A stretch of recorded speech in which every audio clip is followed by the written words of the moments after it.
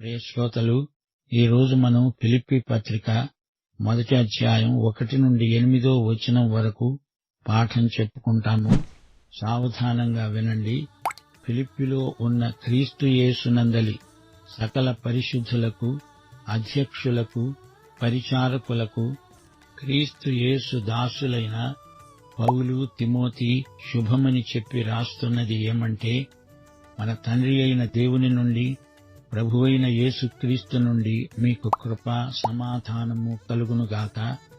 మొదటి దినము నుండి ఇది వరకు సువార్త విషయములో నాతో పాలివారై ఉండడము చూచి, మీలో ఈ సక్రియను ఆరంభించినవాడు యేసుక్రీస్తు దినము వరకు దానిని కొనసాగిస్తాడని రూఢిగా నమ్ముతున్నాను.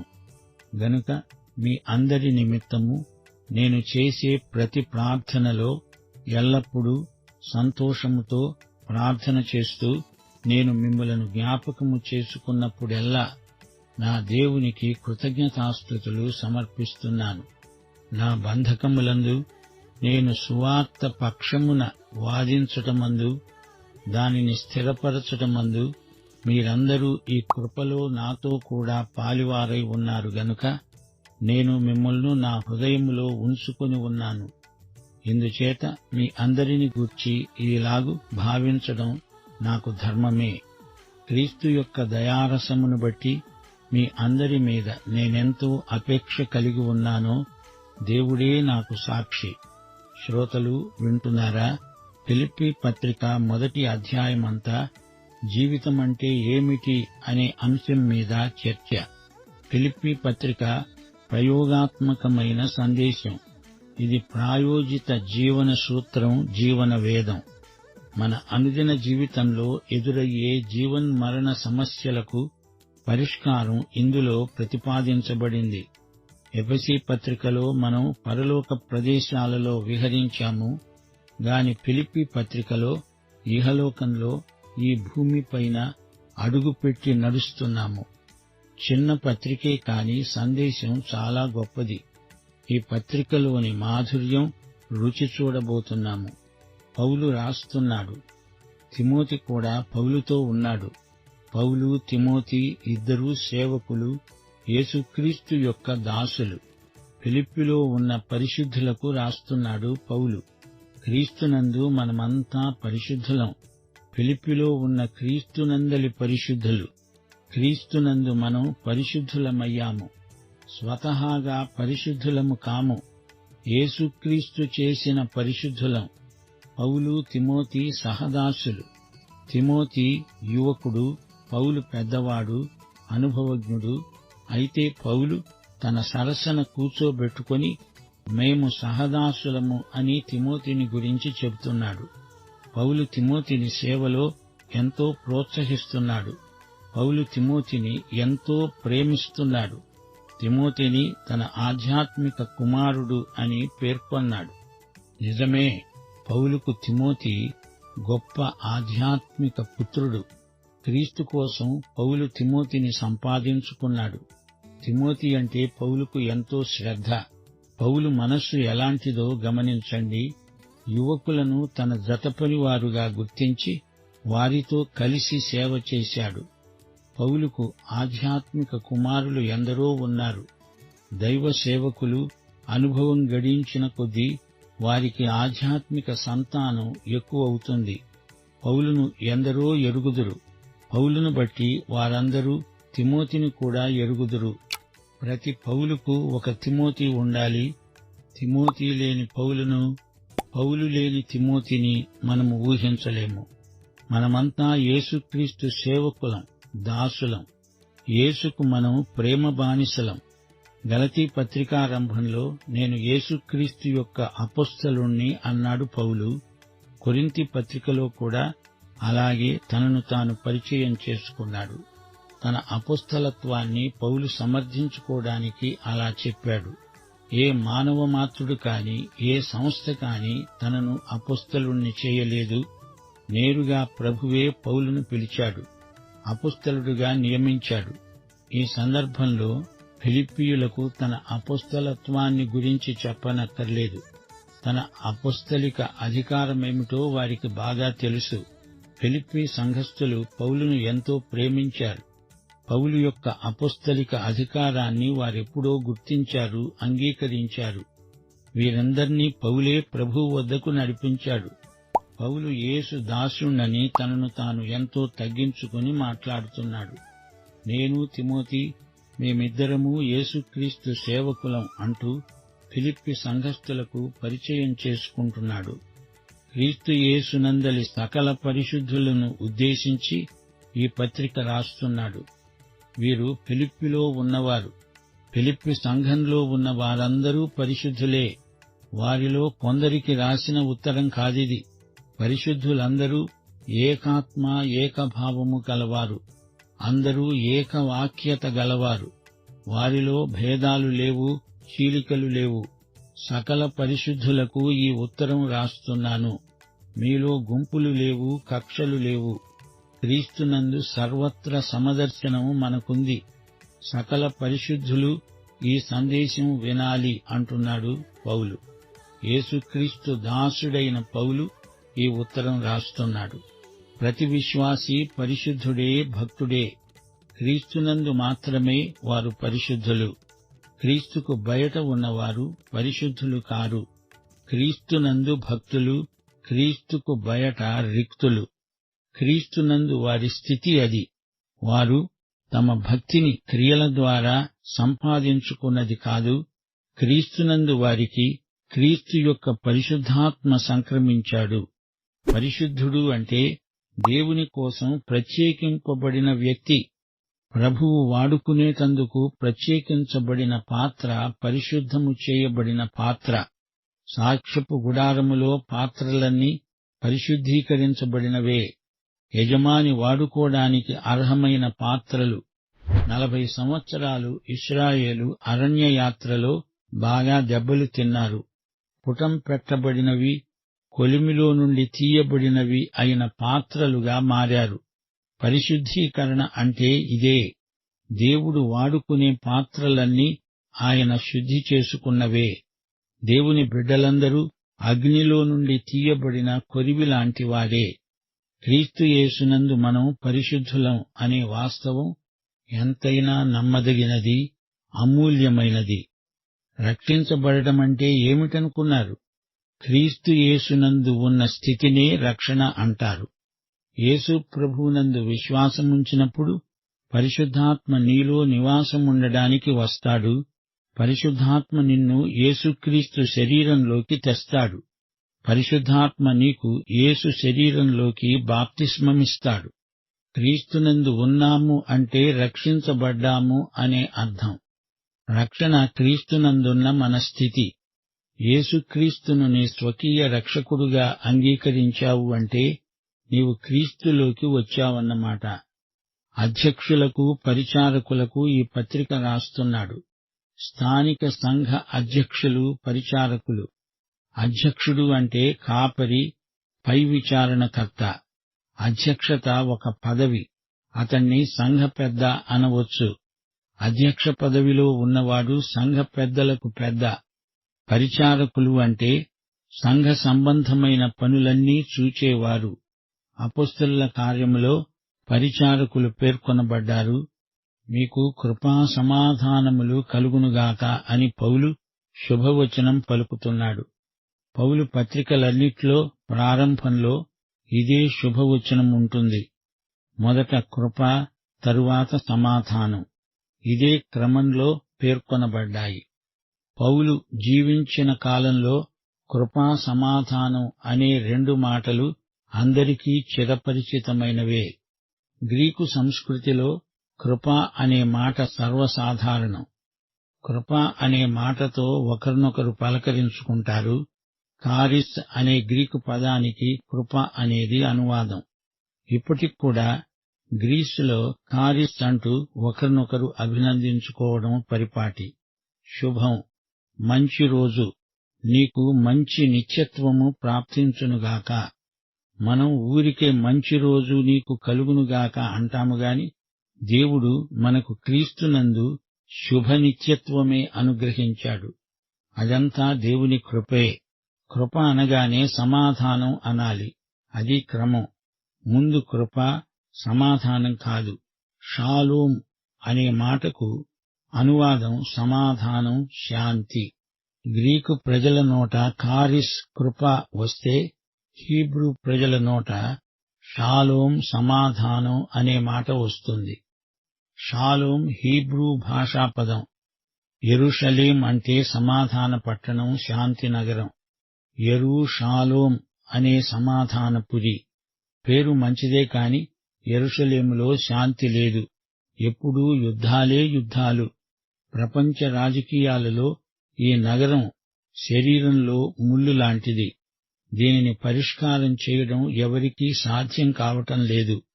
ఒక్క యెరూషలేములోనే కాదు, ఈ లోకంలో ఎక్కడా శాంతి లేదు. సమాధానాధిపతి అయిన యేసు తిరిగి రావాలి. అప్పుడు సమాధానం నెలకొంటుంది. యేసు వస్తాడు, శాంతి రాజ్యం స్థాపిస్తాడు. అయితే ఈ రోజున విశ్వాసికి శాంతి ఉంది. దేవుని కృప ద్వారా విశ్వాసికి సమాధానం సిద్ధిస్తుంది. రోమాపత్రిక 5వ అధ్యాయం 1వ వచనమంటోంది, విశ్వాసం మూలమున మనము నీతిమంతులముగా తీర్చబడి మన ప్రభువైన యేసుక్రీస్తు ద్వారా దేవునితో సమాధానము కలిగి ఉందాము. పాపి అయిన మానవుడి కోసం క్రీస్తు చనిపోయాడు. పాప శిక్ష తాను భరించాడు. దేవుడు తన కృపచేత మనల్ని ఈ విధంగా రక్షించాడు. పాపికి పరిశుద్ధ దేవునితో సమాధానం కలిగింది. మనం రక్షణ కోసం చేయగలిగిందేమీ లేదు. ఆయనను శాంతింపచేసే బలులేమీ మనం అర్పించలేదు. మనం తేగలిగిందల్లా పాపమే. ఆ పాపానికి రావలసిన శిక్షను యేసు భరించాడు, అనుభవించాడు. అంచేత పరిశుద్ధ దేవుడు నిన్ను అంగీకరించగలడు. మన హృదయాలలో దేవుని సమాధానం నిండి ఉంది. ఈ లోకంలో మన చుట్టూరా శాంతి సమాధానం మచ్చుకు కూడా కానరావు. లోకంలో ఎక్కడ చూచినా అలజడి, ఆందోళన, గందరగోళం. ఎక్కడ చూచినా సంఘర్షణ, సంక్షోభం, కక్షలు, కార్పణ్యాలు, కావేశాలు, అంతా అత్యాచారం, అక్రమం. అయితే విశ్వాసివైన నీ హృదయంలో సమాధానముంది. యేసుక్రీస్తును స్వకీయ రక్షకుడుగా అంగీకరించిన ప్రతి ఒక్కరిలో దేవుని సమాధానం నిండి ఉంటుంది. దేవుని కృపారక్షణను పొందిన వారికే దేవుని సమాధానం ప్రాప్తిస్తుంది. కృపా సమాధానములు ఎక్కడ నుండి వస్తాయి? తండ్రి అయిన దేవుని నుండి, ప్రభువైన యేసుక్రీస్తు నుండి. తండ్రి, కుమారుడు అని పరిశుద్ధాత్మను పేర్కొనడేమిటి పౌలు? ఎందుకంటే ఫిలిప్పి సంఘస్థులు పరిశుద్ధాత్మ గలవారు, పరిశుద్ధాత్మను పొందినవారు. విశ్వాసులలో పరిశుద్ధాత్మ ఉన్నాడు. తండ్రి, కుమార పరిశుద్ధాత్మలను పౌలు నమ్మినవాడు. దేవుడు అనగా తండ్రి, కుమారుడు, పరిశుద్ధాత్మ. పౌలు ఫిలిప్పి సంఘస్థులను గురించి ఎన్నో మంచి మాటలు పలుకుతున్నాడు. మీరు నాకు జ్ఞాపకం వచ్చినప్పుడెల్లా నేను దేవునికి కృతజ్ఞతాస్తుతులు సమర్పిస్తాను. తన లేఖారంభంలో వారిని గురించిన ప్రేమపూర్వకమైన కృతజ్ఞత వెలిబుచ్చుకున్నాడు. మిమ్ములను బట్టి నేను దేవునికి కృతజ్ఞుణ్ణి అంటున్నాడు. ఫిలిప్పీ సంఘస్థులకు పౌలుకు మధ్య ఎంతో చక్కని ప్రేమ సంబంధాలున్నాయి. అలాగే ఈ రోజున ప్రతి స్థానిక సంఘంలో కాపరికి సంఘస్థులకు మధ్య అలాంటి ప్రేమ సంబంధాలుంటే అంతకంటే కావలసింది ఇంకేముంది? పౌలంటున్నాడు, మీరు నాకు జ్ఞాపకమొచ్చినప్పుడెల్లా దేవునికి కృతజ్ఞతలు చెబుతూనే ఉంటాను. ఫిలిప్పీ సంఘం పేరెత్తితే సరి, పౌలు దేవునికి కృతజ్ఞుణ్ణి అంటాడు. ఫిలిప్పీ సంఘమంటే పౌలుకు ఎంత ప్రేమ, ఎంత ఆప్యాయత. సంఘం నుండి తనకేదో కావలసి పలికే ఇచ్చకపు మాటలు కావివి.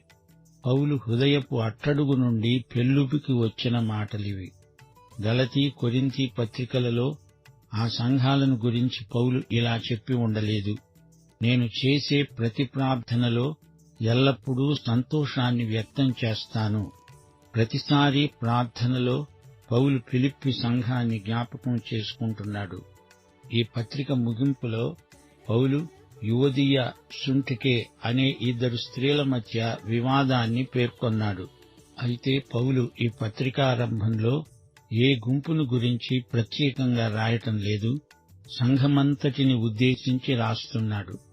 తన ప్రార్థనలో ఎంతో సంతోషంతో విజ్ఞాపనలు చేస్తున్నాడు పౌలు. సంతోషం, ఆనందం ఈ పత్రికలోని ముఖ్యాంశాలు. పౌలుకు ఫిలిప్పి సంఘాన్ని గురించి ఎంతో సంతోషముంది. పౌలు ఈ మాటలు రాస్తున్నప్పుడు చెరసాలలో ఉన్నాడని మరచిపోకండి. అది రోమీయుల చెరసాల నిర్బంధం. రోమా చెరసాలలు అక్షరాల నరక కూపాలు. ఈ పత్రికలో సంతోషం, ఆనందం అనే మాట ఇంచుమించు 19 సార్లు వస్తుంది. యేసుక్రీస్తు పేరు 40 సార్లు వస్తుంది. యేసుక్రీస్తు ఈ పత్రిక కేంద్రంలో ఉన్నాడు. ఆనందానికి మూలం యేసే గనుక ఈ పత్రికాంశం ఆనందం కాదు, ఆనందానికి ప్రభువైన యేసుక్రీస్తు దేవుడు. క్రైస్తవ జీవిత వేదాంతం యేసుక్రీస్తే. మన జీవిత శైలి యేసుక్రీస్తే. మన జీవిత విలువ, నాణ్యత యేసుక్రీస్తే. మన శక్తి సామర్థ్యాలు యేసుక్రీస్తే. యేసుక్రీస్తుతో నీకు ఉన్న వ్యక్తిగత సంబంధాన్ని బట్టి విశ్వాసివైన నీకు ఆనందం, పరమానందం. మనం స్వతహాగా ఆనందాన్ని ఉత్పత్తి చేయలేము. బాహిర పరిస్థితులను బట్టి మనకు ఆనందం కలగదు. విందులు, వినోదాలలో ఆనందం కలుగుతుందంటారా? అది ఉట్టి మాట. ఆనందం నీలో పరిశుద్ధాత్మ పండించే పంట. నీ కష్టనష్టాలను బట్టి నీవు సణుగుతున్నావా? అలాగైతే ఈ ఆనందం నీలో ఉండదు. దేవుని సంకల్ప కేంద్రమందు నీవు నేను ఉంటే, పరిస్థితులను మించి దేవుని చిత్త పరిధిలో నీవు నేను ఉన్నామనే అనుభూతి గలవారమైతే ఆనందమంతా మనదే. చెరసాలలో ఉండి ఫిలిప్పి సంఘము కోసమై ప్రార్థించడం పౌలుకు భారమనిపించదు. ప్రతి ప్రార్థనలో ఆయనకెంతో సంతోషం, ఆనందం. మొదటి దినము నుండి ఇది వరకు సువార్త విషయములో మీరు నా పాలివారు.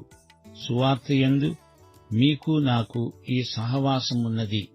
మనం సువార్త విషయంలో పాలివారము. సహవాసం అనే మాట ఈ రోజున మరీ అరిగిపోయిన నాణ్యంలాగా అయిపోయింది. సహవాసం అనే మాటకు అసలు అర్థం ప్రతి ఒక్కరూ తెలుసుకొని ఉండాలి. ఆషామాషీగా కలుసుకొని సరదాగా కబుర్లు చెప్పుకోవడం సహవాసం కాదు. బైబిల్ అర్థం వేరే ఉంది. కొయినోనియా అనే గ్రీకు పదం ఇది. క్రీస్తు విషయాలను కలిసి పంచుకునే కొయినోనియా సహవాసం. కొయినోనియాలో 3 విశేషాలున్నాయి, గమనించండి. 1 ఆధ్యాత్మిక సంభాషణలు, క్రీస్తును గురించిన సత్యాలను పంచుకోవడం. 2 సానుభూతిపూర్వకమైన సహకారం. క్రీస్తు కోసం అందరూ కలిసి పనిచేస్తారు. బైబిలు అధ్యయనం, ప్రార్థన, ప్రభురాత్రి భోజనం ఇదంతా కొయినోనియా. 3 దీనికి ఫలితం మధురమైన సహవాసం, సేవలో సాహచర్యం. మనం క్రీస్తుతో జతపని వారమవుతున్నాము. సువార్తను పౌలు వారితో పంచుకున్నాడు. సువార్త విషయంలో మీరు నా పాలివారు అంటున్నాడు. వారు అడపాదడపా పౌలుకు కానుకలు పంపారు. అందరూ కలిసి వచ్చినప్పుడు వారి మధ్య అర్థవంతమైన కొయినోనియా సహవాసం ప్రవర్తిల్లింది. మొదటి దినము నుండి వారి మధ్య ఈ కొయినోనియా సహవాసముంది. నదీ తీరాన ప్రార్థన సమావేశంలో లూదియను పౌలు కలుసుకున్నప్పటి నుండి ఫిలిప్పి సంఘంలో పౌలుకు సన్నిహిత సహవాసం ఏర్పడింది. మీలో ఈ సత్క్రియను ఆరంభించినవాడు యేసుక్రీస్తు దినము వరకు దానిని కొనసాగిస్తాడు. యేసుక్రీస్తు రోజా? అవును, ఆయన రోజే మనం జీవించే కాలం. ఆయన వచ్చేటప్పటికి ఈ రోజు అయిపోతుంది. ఆ విమోచన దినము వరకు మనము పరిశుద్ధాత్మతో ముద్రించబడ్డాము. ఎఫెసీ పత్రిక 4:30 విమోచన దినము వరకు మీరు ఆయన యందు ముద్రించబడి ఉన్నారు. ఇది ఆయన వాగ్దానం. ప్రియ సోదరుడా, సోదరి, యేసు నిన్ను విడువడు, ఎడబాయడు. నీలో ఆరంభించిన ఈ సత్క్రియను ఆయనే వచ్చి ముగిస్తాడు. అంతవరకు నీవు నిరుత్సాహపడకూడదు. నీ విశ్వాసమునకు కర్త, దానిని కొనసాగించేవాడు ఆయనే. పాఠం ఇంతటితో సమాప్తం. మన ప్రభు అయిన యేసుక్రీస్తు వారి కృప, తండ్రి అయిన దేవుని ప్రేమ, పరిశుద్ధాత్మ యొక్క అన్యోన్య సహవాసము మనకందరికీ సదాకాలం తోడై ఉండునుగాక. ఆమేన్.